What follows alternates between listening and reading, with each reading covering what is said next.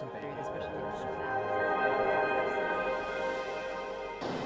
So Slack is the fastest growing business application on earth right now. You have 170 million, I think at last count, 170 million users.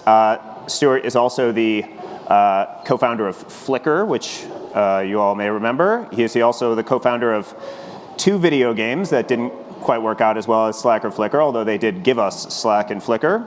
And he also enjoys philosophy, wordplay, interesting socks, and ukulele.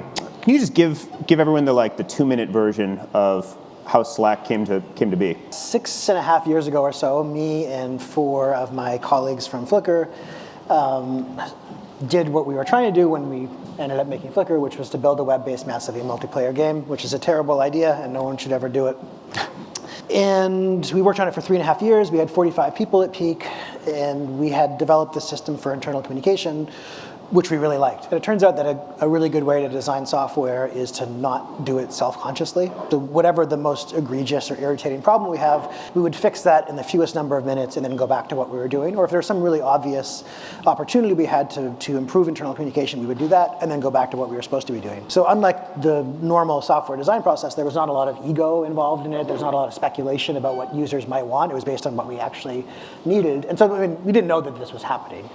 In fact, I didn't even really realize that this is one of the reasons I think Slack was successful until much later, that by the time we decided to shut down the game, we had a relatively fully featured proto-Slack that we all agreed would never work without again.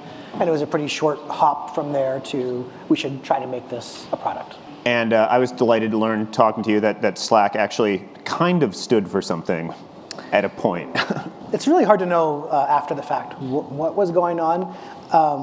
I feel like there's definitely moments where I felt like I had to try to cajole everyone or be strategic about getting them to accept the name Slack because it wasn't a very popular name at first. So one of those techniques was to say that it was just a code name for a long time. And then one of the techniques was to say that it stood for searchable log of all communication and knowledge. So that somehow made it a little bit more palatable to my co-founders.